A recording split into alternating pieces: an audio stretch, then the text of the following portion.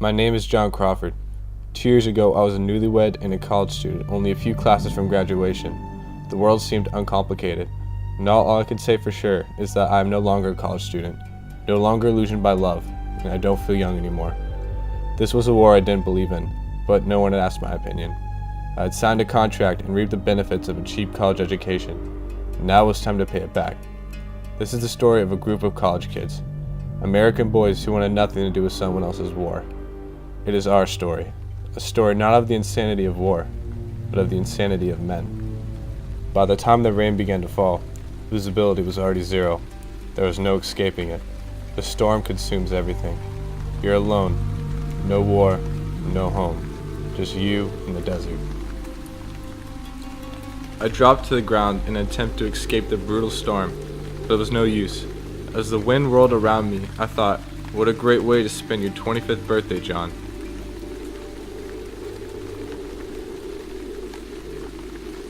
Second platoon's been overrun. I struggled to comprehend what I just heard. All I could imagine was my friends lying face down, their blood mixing with the desert sand. I just lay there in the storm and waited for it to pass. We found out later that there was no tanks, just some locals with a herd of goats.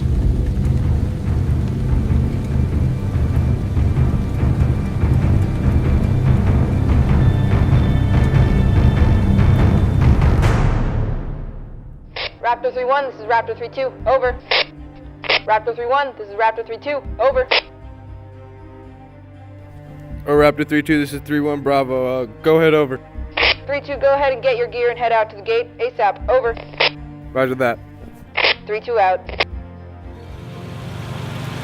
Get in, Crawford! I said ASAP!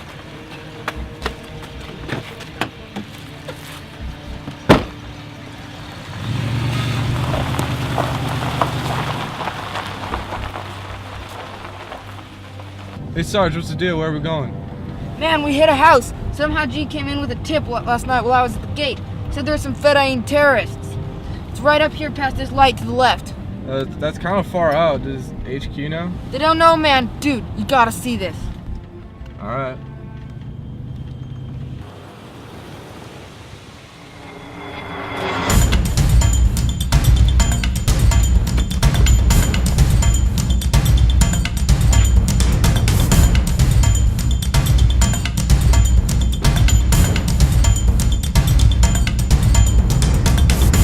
Get on the floor, get down! Friendly coming down. One hostile. First floor is clear.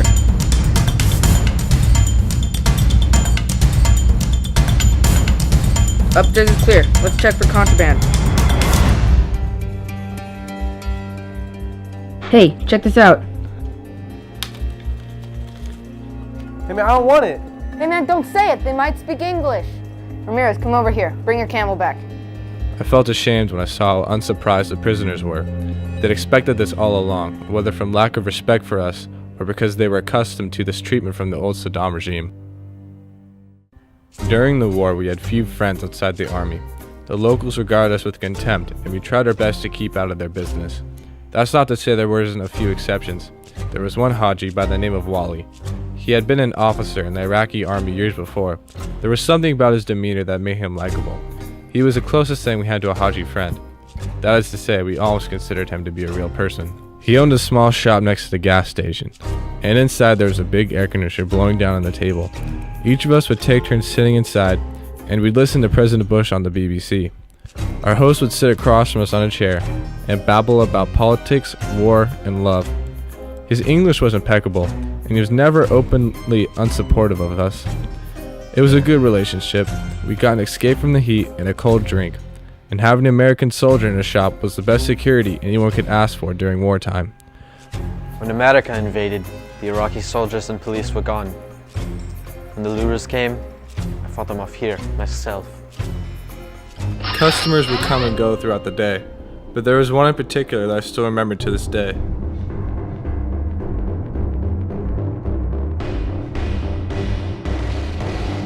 My guard was down. He seemed like just an average customer. Suddenly I looked up and my blood ran cold. I saw my life flashing before my eyes. Get out of my store! I had just returned from 2 weeks of leave in America, and it was my first night back on duty. The city smelled familiar, much more familiar than America had. The two of us were sitting in the dark. As I thought back to my time in America, I realized how little I wanted to tell him the truth about what happened there.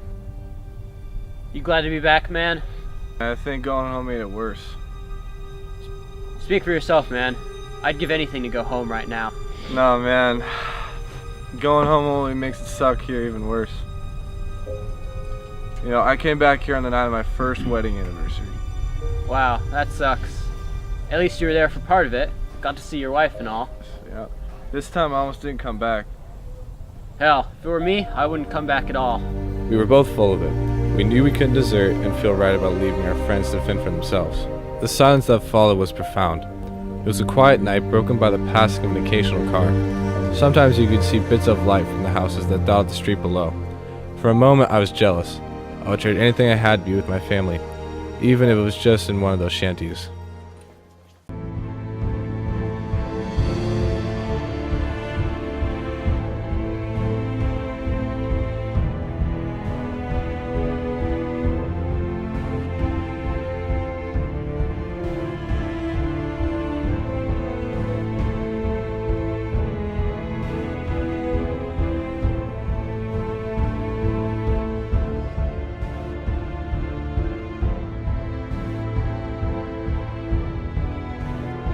Months later, when we returned to the States in February, soldiers were met by friends and family members. I stood in formation outside the plane, looking for a familiar face. I never saw one. I stood there waiting for a wife that would never come.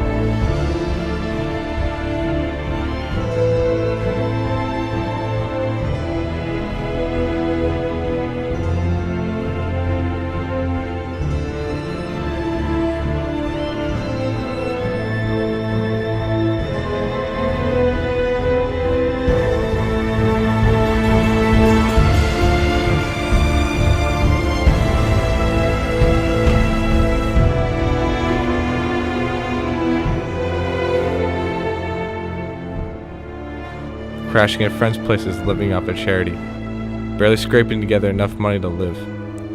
This is the life that's followed me after the war. Every time I'd save up enough money to rent my own place, I would get kicked out. I was evicted from one place I was renting because I have a dog, a big one. He sleeps with me at night when I'm drunk and can't understand why I'm alone. Dogs don't turn their back on you, that's another truth. I truly believe I would have been better off if I never come home. But I'm home now. I know that this is the last true story I'll ever tell.